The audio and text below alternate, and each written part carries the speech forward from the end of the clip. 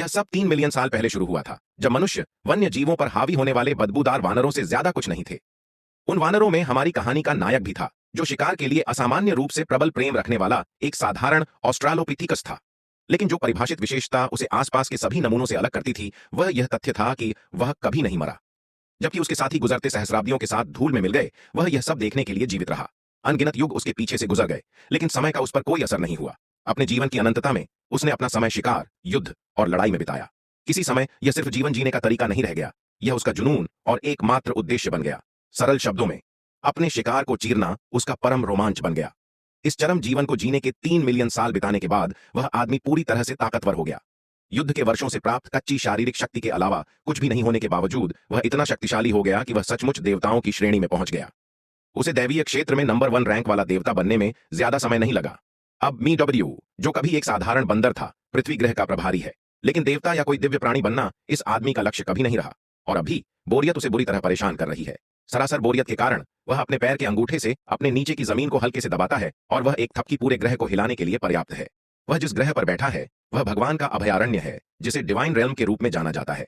अभयारण्य में हर दूसरा देवता म्यू के आकस्मिक थपकी से होने वाले बड़े भूकंप को महसूस करता है। दूसरे स्थान पर रहने वाले देवता, एल्मोर के देवता लूसीफर, भूकंप से विशेष रूप से परेशान है, क्योंकि उन्हें कोई संदेह नहीं है कि इसके लिए कौन जिम्मेदार है। इस बीच म्यूआ अपने सिंहासन पर गिर जाता है। उसका मूड स्पष्ट रूप से खराब हो जाता है। जाहिर है वह पहले से ही उन सभी से लड़ चुका है जो किसी भी तरह की वास्तविक चुनौती पेश कर सकते थे, और अब कोई भी ऐसा नहीं बचा है जो उसके खिलाफ खड़ा हो सके। उनकी आखिरी लड़ाई को इतना लंबा समय हो गया है कि उन्हें यह भी याद नहीं है कि वह कब हुई थी। शायद 1000 साल पहले उसने आखिरी बार लड़ाई लड़ी थी। ऐसा लगता है कि मेरा आदमी सचमुच सफलता से पीड़ित है। वह इतना शक्तिशाली है कि उसे चुनौती देने वाला कोई नहीं बचा है। लेकिन अब जब वह इसके बारे में सोचता है, अगर उससे लड़ने के लिए कोई भी इतना मजबूत नहीं है, तो शायद उसे फिर से दिलचस्प बनाने के लिए बस खुद को कमजोर करना होगा। इस प्रतिभाशाली विचार को ध्यान में रखते हुए म्यू ने पृथ्वी से एक कमजोर इंसान के शरीर को अपने कब्जे में लेने का फैसला किया, जहां वह लड़ने के अवसरों की तलाश करेगा। बिना समय बर्बाद किए वह अपने परिचित योंग योंग को पुकारता है। विशाल सरीसृप प्राणी जल्दी से प्रकट होता है, अपने मालिक के आह्वान का जवाब देने के लिए तैयार। योंग योंग कोई साधारण साथी नहीं है, वह सर्वोच्च देवता का सचिव है, और उसका नाम अंग्रेजी में ड्रैगन है। जब योंग योंग इस अचानक कॉल के पीछे का कारण पूछता है, तो म्यू लापरवाही से पृथ्वी पर जाने की अपनी योजना बताता है। यह सुनकर योंग योंग घबरा जाता है और तुरंत एक पूर्ण बाध्यकारी मंत्र का जाप करता है, जिससे उसके मालिक को जंजीरों में जकड़ दिया जाता है। वह इस अचानक और लापरवाह निर्णय के लिए एक उचित स्पष्टीकरण की मांग करता है। देवताओं की बैठक क्षितिज पर होने के कारण म्यू को वहीं रहना चाहिए और अपनी जिम्मेदारियां पूरी करनी चाहिए, लेकिन म्यू को इसकी कोई परवाह नहीं थी। जादू को स्वीकार किए बिना ही वह अपने विशाल सरीसृप सचिव को घसीटते हुए चलना शुरू कर देता है, जैसे कि यह कुछ भी नहीं है। योंग योंग उसे रोकने की पूरी कोशिश करता है, लेकिन यह एक व्यर्थ प्रयास है। योंग योंग म्यू को नहीं छोड़ना चाहता है। इसका असली कारण सिर्फ कर्तव्य नहीं है, यह उसका अपना डर है। यह सरीसृप व्यक्ति जानता है कि एक बार उसका स्वामी चला गया तो दूसरे देवता अपनी निराशा और द्वेष उस पर निकाल देंगे। उसे यकीन है कि वे म्यू के प्रति अपने मन में भरे सारे गुस्से को बाहर निकालने के लिए उसे अपने निजी पंचिंग बैग के रूप में इस्तेमाल करेंगे। लेकिन अब जब म्यू ने आखिरकार अपना मन बना लिया है, तो दुनिया की कोई भी ताकत उसे लड़ने की अपनी इच्छा को पूरा करने से नहीं रोक सकती। बिना किसी प्रयास के वह खुद को बांधने वाली जंजीरों को तोड़ता है और अपने सचिव की ओर मुड़ता है। वह खुलेआम घोषणा करता है कि वह रहने पर विचार करेगा, अगर केवल योंग योंग बदले में उससे लड़ने के लिए तैयार हो। बेशक अपने मालिक द्वारा पूरी तरह से कुचल दिया जाना इस बेचारे सरीसृप की आखिरी इच्छा है, इसलिए घबराहट में वह बस अपने मालिक के लिए सुरक्षित यात्रा की कामना करता है। अपने रास्ते की सभी बाधाओं को दूर करने के बाद म्यू अपना ध्यान एक उम्मीदवार को खोजने पर केंद्रित करता है, जिसे वह अपने पास रख सके। पृथ्वी पर मनुष्यों के विचारों को समझते हुए वह मन के समुद्र को स्कैन करता है, उनकी इच्छाओं और इच्छाओं को सुनता है। शोर के बीच एक विचार उसके लिए सबसे अलग है, जो एक विशेष व्यक्ति की इच्छा है जो दूसरी दुनिया में भेजा जाना चाहता है। म्यू इस खोज पर कान से कान तक मुस्कुराता है। न केवल उसे अपने पास रखने के लिए एकदम सही उम्मीदवार मिल गया है, बल्कि वह इस आदमी की इच्छा को बोनस के रूप में भी पूरा कर सकता है। यह उन दोनों के लिए एक जीत है। फिर वह अपने परिचित की ओर मुड़ता है और घोषणा करता है कि वह अपना शरीर पीछे छोड़ रहा है और जो भी उसके स्थान पर आता है उसकी देखभाल करने की जिम्मेदारी उसे सौंप देता है। इससे योंग योंग पूरी तरह से पागल हो जाता है। हताश होकर वह अपने गुरु से तर्क करने की कोशिश करता है, यह समझाते हुए कि अगर आत्मा शरीर को छोड़ देती है और शरीर मर जाता है तो आत्मा भी नष्ट हो जाएगी। लेकिन म्यू प्रकृति की जिद्दी शक्ति होने के कारण पहले से ही अपना मन बना चुका है। वह योंग योंग की चिंताओं को दूर करता है और वादा करता है कि वह जल्द से जल्द वापस आ जाएगा। अब आइए इस 17 वर्षीय पृथ्वीवासी लीहो पर आते हैं, जो अब तक एक छोटा बच्चा है, जो खुद को उन खेलों में मुख्य पात्र के रूप में पेश करके अपना जीवन जी रहा है जहां वह दुनिया के शीर्ष पर महसूस कर सकता है। लेकिन यह खेल उसका आखिरी खेल है, क्योंकि वह अपने दयनीय अस्तित्व से थक चुका है और अपनी जिंदगी खत्म करने वाला है। उम्मीद है कि उसे ईसाई से छुटकारा मिलेगा और वह अपनी मनचाही जिंदगी जी सकेगा। बिना किसी हिचकिचाहट के वह कूद जाता है। जैसे ही वह गिरता है, लीहो अपने भगवान को कोसता है, उसे उकसाने की कोशिश करता है कि वह उसे दूसरी दुनिया में भेज दे। आखिरकार वह एक भयानक चींटे की आवाज के साथ जमीन पर गिरता है और मरने के बाद अगली चीज जो वह देखता है वह है उसके सामने एक विशाल जानवर खड़ा है जिससे उसके पसीने छूट रहे हैं। ली हो और योंग योंग दोनों एक ही सवाल दोहराते हैं, तुम कौन हो? अब चलो म्यू पर आते हैं, जो ली हो के शरीर को जमीन पर गिरने से 1 सेकंड पहले अपने कब्जे में ले लेता है। और जैसे ही शरीर पर चोट लगने से खूनी गंदगी हो जाती है, वह मुश्किल से अपने अंगों को हिला पाता है। आगे बढ़ने से पहले यहाँ इनवॉलंटरी मसल्स के बारे में एक छोटा सा व्याख्यान है। बिना सचेत नियंत्रण के हिलने वाली मांसपेशियों को इनवॉलंटरी मसल्स कहा जाता है। हृदय और आंतरिक अंगों की मांसपेशियां इनवॉलंटरी मसल्स के उदाहरण हैं। म्यू, जिसने 3 मिलियन साल केवल भौतिक शरीर को प्रशिक्षित करने में बिताए हैं, मानव रूप को समझने के शिखर पर पहुंच गया है। वह सचेत रूप से शरीर के हर हिस्से को नियंत्रित कर सकता है, जैसे ब्लड वेसल्स। और हाँ, इनवॉलंटरी मसल्स भी अपवाद नहीं है।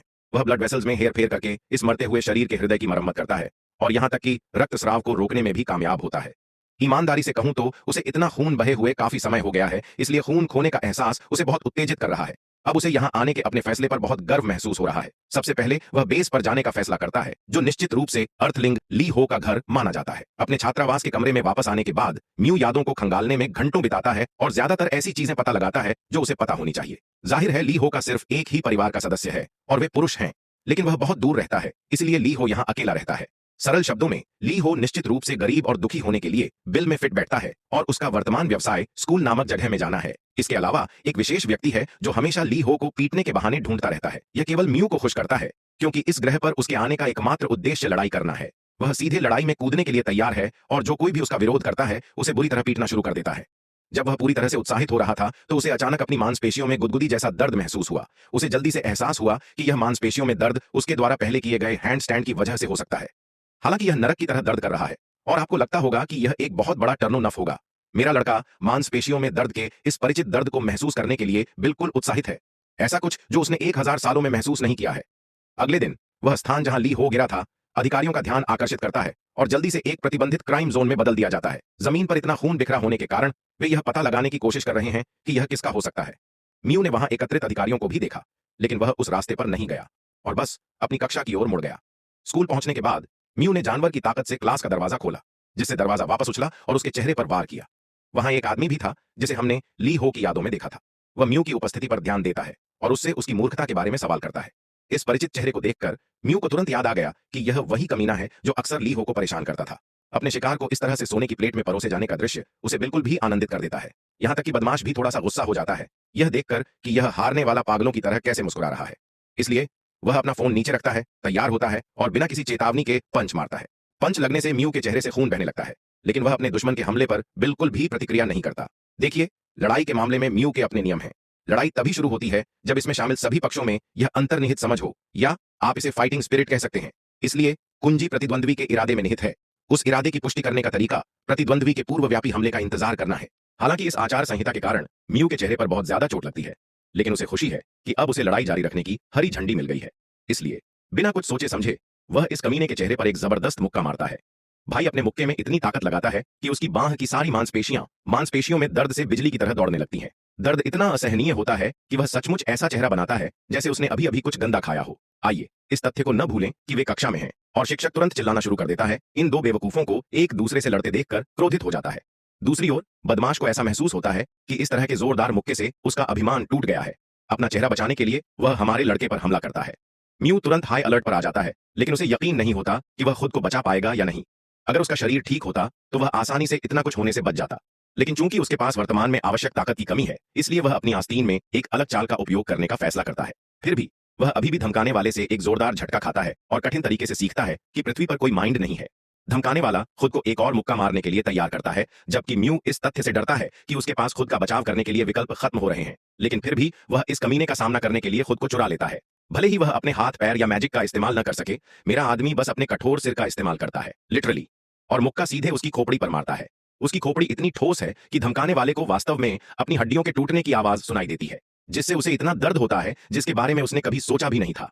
जबकि प्रतिद्वंद्वी दर्द से चकित और विचलित है, म्यू इस अवसर का लाभ उठाता है और अपना सिर सीधे कमीने के पेट में पटक देता है, ठीक वहीं जहां ह्यूमन का सबसे कमजोर बिंदु होता है, सोलर प्लेक्सस। इसके बाद वह अपने सिर का इस्तेमाल करते हुए एक अपरकट लगाता है, जिससे बदमाश की ठोड़ी के नीचे चोट लग जाती है।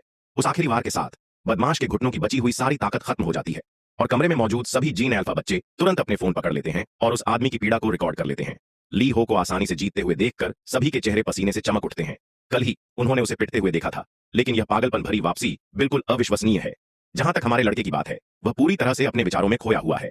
वह स्पष्ट रूप से याद करता है कि कैसे जब लड़ाई खत्म होती है और उत्साह शांत हो जाता है तो एक अनोखी अनुभूति होती है जिसे आप केवल तभी अनुभव कर सकते हैं। उन जगहों पर होने वाला सुस्त नियमित दर्द जहां आपको मारा गया था और आपके मुंह में खून का चिपचिपा कड़वा स्वाद। खैर, यह बिल्कुल वही एहसास है जिसके लिए वह तरस रहा था और अभी वह इस भारी सनसनी से पूरी तरह से उत्तेजित है।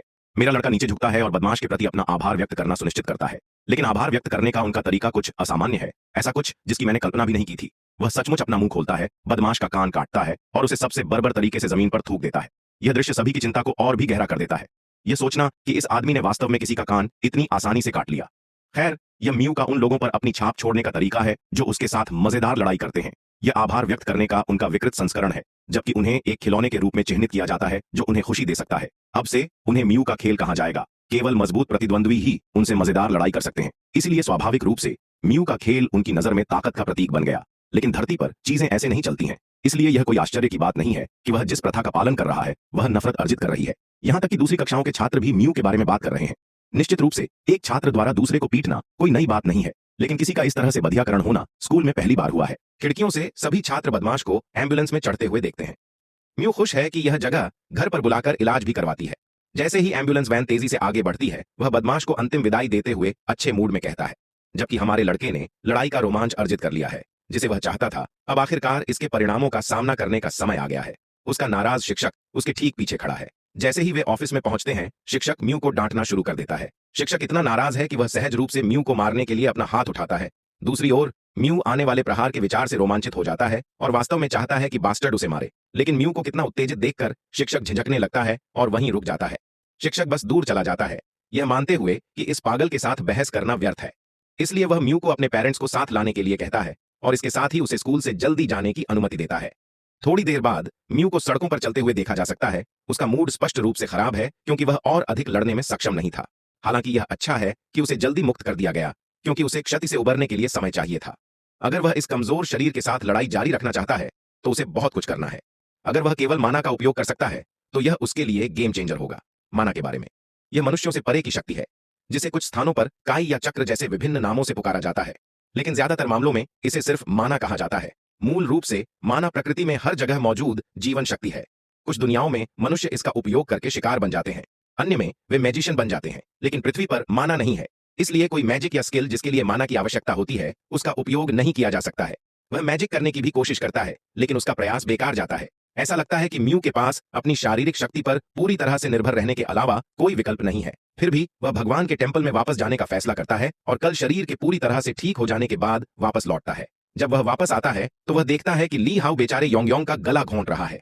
कुछ मिनट बाद ली हाउ सीधे म्यू को संबोधित करता है और इस ड्रैगन को अपने साथ दूसरी दुनिया में ले जाने की इच्छा व्यक्त करता है। आखिरकार अगर उसके पास यह ड्रैगन है तो वह शुरू से ही पराजित हो जाएगा। लेकिन म्यू इस इंसान की बातों पर ज्यादा ध्यान नहीं देता। वह बस एक विशाल हाथ बनाता है जो ली हाउ को पकड़ लेता है और अपने इरादों को ठीक से स्पष्ट किए बिना ही दूर जाने लगता है। हालांकि वह संक्षेप में उल्लेख करता है कि वह निश्चित रूप से ली हाउ को दूसरी दुनिया में भेजने वाला है। थोड़ी देर बाद हम ल्यूकिफर के डोमेन में पहुंचते हैं जो दूसरे दर्जे का गॉड है। मेव बिना अनुमति या कुछ भी पूछे पैलेस में घुस जाता है। इस बीच ल्यूकिफर को पहले से ही पता है कि क्या हो रहा है और म्यू यहाँ क्यों है, इसलिए वह उसकी बात सुने बिना ही उसे साफ मना कर देता है। लेकिन म्यू जोर देता है और यह स्पष्ट करता है कि उसने पहले ही इस बास्टर्ड को दूसरी दुनिया में भेजने का फैसला कर लिया है, इसलिए वह विनम्रतापूर्वक लूसीफर से डोर खोलने का अनुरोध करता है। लूसीफर जाहिर है म्यू की हिम्मत से नफरत करता है और जिस तरह से वह उसे अपने अधीन करने की कोशिश कर रहा है। इसके अलावा उसके पास म्यू के आदेशों का पालन करने का कोई कारण नहीं है। खैर, मेरा आदमी जल्दी से लूसीफर को उनकी ताकत के बीच महत्वपूर्ण अंतर के बारे में याद दिलाता है जो उसके लिए पालन करने के लिए पर्याप्त कारण से अधिक होना चाहिए। लेकिन अगर लूसीफर को अभी भी जो बताया जा रहा है उसका पालन करने में कोई समस्या है तो वह म्यू को मारने की कोशिश कर सकता है और वे इसे सुलझा लेंगे। बेशक ल्यूसीफर को ठीक से पता है कि यह कहां जा रहा है, इसलिए वह केवल गुस्से में आग बबूला हो सकता है। आखिरकार वह नरम पड़ जाता है और गेट खोलने के लिए आगे बढ़ता है। टू गाइज, मिलते हैं नेक्स्ट पार्ट में। आई नेक्स्ट।